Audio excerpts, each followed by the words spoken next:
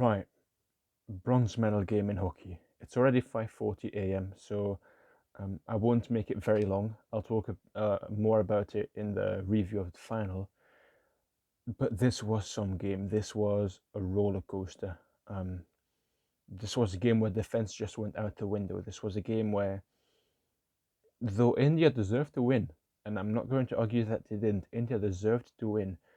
It was perhaps overshadowed by referees and video referees, video umpires that just did not know how they wanted to umpire this game.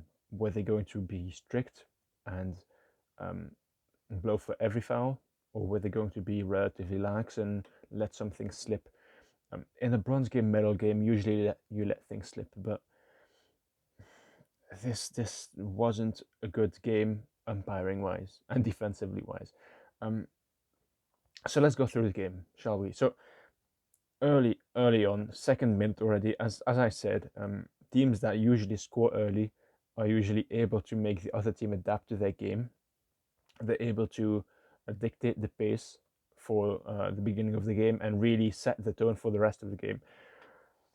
And though Germany in parts did that, especially in the first quarter, Germany just looked absolutely dominant.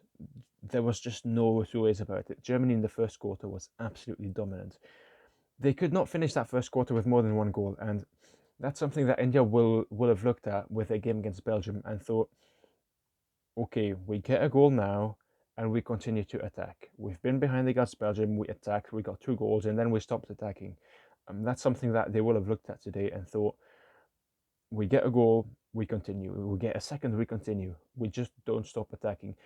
And wouldn't you know it, early on in the second quarter, Germany just forgets all structure, forgets all notion of communication, leaves a huge gap down the middle. Simranjit gets the ball down the middle in the D on his back, and he converts it relatively easily. It's 1-1. And at that moment, really, you could have seen it coming that Germany just weren't completely at the races today. Now, yes, they were very good at it most of the game. Most of the game they were good, but you could see they weren't at the races today, especially um, someone like Lucas Windveder, who, yes, maybe isn't as good defensively as Martin Hainer is, um, but he's good enough. He is an international level player. There's no debate about that. But it just wasn't his day, and that's perhaps something that the coaching staff should have seen in Germany. Okay, it's maybe not Lucas Windveder's day. We cut down on his time on the pitch, and maybe we play Bosserhoff in his position longer, or we play Benedict Vogt, or anyone. But we just cut down on his time, make sure that he gets enough game time to be on the pitch for penalty corners, enough game time to really get going, but not too much as to make mistakes. Because today, unfortunately, though one of those mistakes I don't think was a mistake, I just that was an inexplicably bad decision by the video referral. Someone like Windveder today made lots of mistakes, and ultimately mistakes cost you the game. Now, it's not only Windveder's fault, obviously, but what could have been? What could have been? Now, this first half, really, it was all Germany's. Velen then, after 24 minutes, so only 7 minutes after India equalized, Velen and Christopher Rowe have a counterattack. It's only them against 6 Indian defenders. Somehow the ball gets to Velen in his stride. He one times it in his backhand. He scores it, side netting. It's a nice goal. But you have to wonder, defensively for India, it's 6 against 2. 6 against 2, and you still concede that goal. I mean, I've got no explanation for this. Both teams just didn't care about defense today. And then a minute later, again, India with an inexplicable defensive mistake. Sumi, I think, gets the ball to Surrender. Surrender just has time on the ball, but he thinks he has hours. He takes way too long. He gets dispossessed by Orus. Orus at the back line gets the ball to Vogt. Benedict Vogt. It's a simple tap and it's 3-1.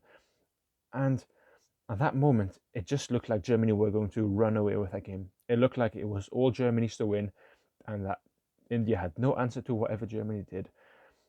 And boy, couldn't I have been more wrong. Because 2 minutes later, on the counter, India gets a counter. They get a penalty corner. It's saved by Stadler, but Hardik is there for the rebound. He's the first to react. He slots it home, 3-2. 2 minutes after that, another PC for India. Harmanpreet gets the ball. He slots it home, 3-all. And from there on, it was a momentum change. Germany went from 3-1 up to 3-4 down in the space of 4 minutes. 4 minutes, because then obviously 4 minutes, 8 minutes, sorry, because I did mention Simranpreet's goal after that. It's a nice counter attack from the back line. 4 minutes. I mean, 4 minutes. 4 minutes to go, 4-1 down, and then 8 well 8 minutes to get 5-1 down, 5-3 down. It's I mean, I don't know what to say, because this game was mad, and I did take notes, but I've got so many notes, I'm just lost in those notes. It was Germany just didn't have an answer for India, and I don't know how India responded. They probably remembered that game against Australia. They remembered that semi-final against Belgium. They just did not want a repeat of that. Now, Vindvede obviously got a goal back with 12 minutes to go for India on a penalty corner. But right after that penalty corner, Tobias Hauke gets a 5-minute yellow card. It takes the momentum out of the game for Germany. There's only 6 minutes to play, and with 6 minutes to play, yes, you can get a goal. But with a team that's going to play defensive block like India did, and that is very good at playing that defensive block, you could have done without that yellow card. And it's not Tobias Hauke's fault, obviously. It's you can't blame him either. He can't get to the ball. He kind of slips and then takes a man with him. It is a yellow card, but there's not much he can do about it. And the game ends 5-4. There were a few more opportunities for Germany, most notably on the penalty corner, especially with 6.8 seconds to go, but Vindvede can't convert those. Yeah, India is deserved winners in the semi-final. India were the deserved winners. Now, where do Germany go from here? I might write an article about that, so I won't say too much about it, but Germany has a young squad, and a young enough squad. Yes, Heine and Hauke are getting on. Guys like who are not the youngest anymore. Fuchs is not the youngest anymore. They're getting on. But they will at some point be replaced, and they will be replaced accordingly and adequately. So I don't think Germany is going anywhere. If anything, does this result in a firing of the coaching staff? No, because a European final and a bronze medal game at the Olympics isn't bad. And let's be fair here, that goal that Germany conceded, that penalty stroke goal at 3-3, it wasn't a penalty stroke, and we didn't talk about it, but it was not a penalty stroke, and the video umpiring got that totally wrong. What would that have done to the game at 3-all if the video umpiring got that right? That's a debate point that we can have, but I don't think anyone is going to go from the Germany squad in terms of coaching staff. From the players, probably, but they will be replaced. They will be replaced adequately. And then what happens for India? India has a young squad. They have a young squad, and there is still some growing to do. That's undeniable. There is growing to do defensively. We have seen that today. We have seen that against Belgium. We have seen that against Australia. Though defensively, most games are good, they still have those moments where it just doesn't go their way. It just doesn't go their way, and that's something that needs to be trained out of them. That's something that, with time, with experience, that will or should normally grow out of them. Obviously, there's no guarantee that it will, but with the right tools to learn, with the right people there, it should. So I think India can only get better. Really, India can only get better. But I get the feeling that Germany also can only get better. Guys like Vindvede, if he can cut some defensive mistakes out, he'll be great. Guys like Stadler, guys like Bosserhoff, Timu Aarhus, they're going to get better, and in 3 years at the next Olympics, they will be at their peak. Guys like Marta Helvig, who wasn't at these Olympics, he'll probably be the first replacement for Florian Fuchs. He's by far good enough to replace Florian Fuchs. So I don't think either of these teams should panic. In the defensively, they shouldn't panic. Their time will come. Germany, their time will come again. They've had 3 successive Olympics with medals. This time, unfortunately, not. But was it 2 successive? Yeah, two I don't exactly remember. They've had successful years in recent years. That success, I don't think, will go anywhere anytime soon.